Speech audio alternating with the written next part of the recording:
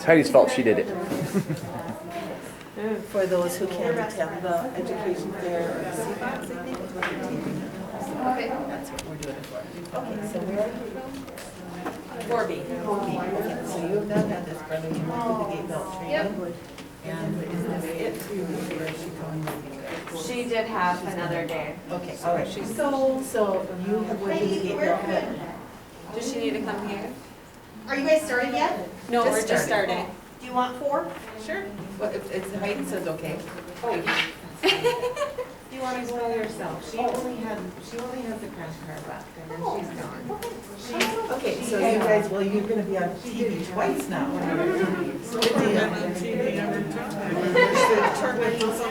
They should give you a little stipend here for your TV, right? The NCAA is coming for Yeah, college. there you go.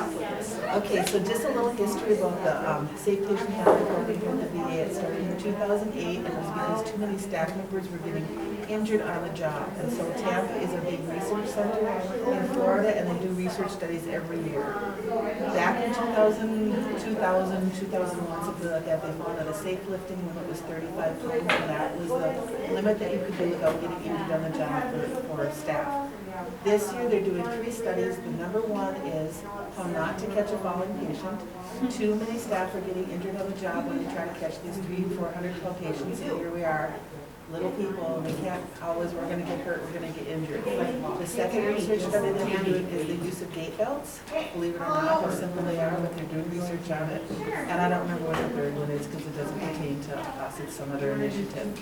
So they came out with a guidance tool in May, and as simple as it is, a lot of VAs across the country do not have gait belts. They took them away because they were being used inappropriately. They were being used to lift people off the floor, lift people out of the chair to see if they could balance, to see if they could walk, and so they were being used inappropriately. So the new guidance tool, they wanted us to go through and tell all staff the new guidance tool and what it entails. So first of all, when you're putting the gait belt on, make sure, and I'm not going to have you guys do this because you've done it a million times, make sure that the grippers go out. If they go in, it's not doing you any good, it's going to slip on through. So make sure that they go out, slip it on through, and you know when you walk with a patient, you usually grip it like this. What they're saying is don't grip it, because that's what's getting us into trouble. Where if they start to fall, we're going to grab them back. They're supposed to hold it like this. It's only to be used for guiding or ambulating and directing, not to be lifting, pulling, anything like that. So like this, or like this, okay? So that is the guidance tool, very simple. There's pictures here if you don't believe me on how we're supposed to do it. Very simple. Since this whole scenario is about a dementia patient, this was a lift that we thought would be really good. This is our Sarah Steady. It's our non-motorized lift. You have one on 3 main for 400 pounds, and you have one on CLC for 264 pounds. This lift can be used for anybody that can't walk long distances. For instance, a COPD or a CHF, someone that can't stand for long periods of time. They can use this lift to sit on the flippers, and they can just brush their teeth, wash their hair, whatever they need to do. So now, since this is a competency skills fair, I'm going to have you hop on the lift. And Brenda, have you used it? Or Linda? Okay, one of you two. I'll have you go around and show her. So you stand up on here, make sure the brakes are locked. Am I gonna stand facing you? Yep, you're going to stand right on that plate. These are blocked. You don't have to use the sling unless you have core body strength that isn't very strong. Then you can use the strap. It's kind of up to you. So Linda will put your seat down. Undo the brakes. And then Brenda, you can take her for a little walk. You can sit down while we take you to the restroom, and you can go brush your teeth. And all you can kind of take a turn and push it, and you can see how easy it is. You don't have to plug it in. It doesn't have a battery. This would also be good for the C-box to use. Steers really well. Yeah. Linda, you want to take her for a swing? And you just wipe it off the cabin waves when you're done.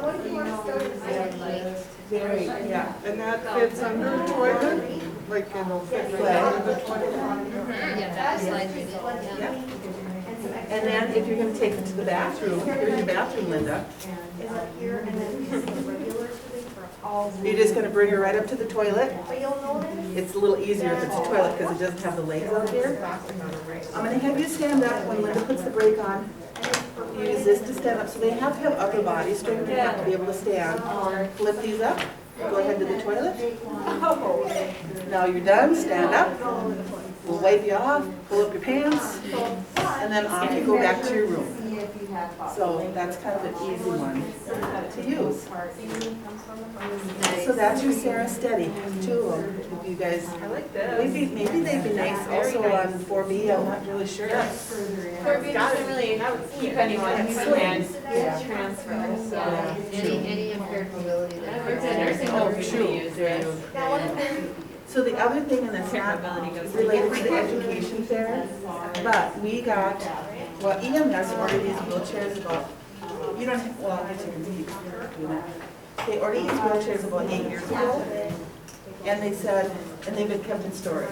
They wanted to keep them in storage until the new ER, lobby, everything got under construction is done. Now they brought them out and they want us to evaluate them to see if we like them or not. There's stacks of chairs because we thought it would take up less space in the lobby because they stack into each other instead of a wheelchair.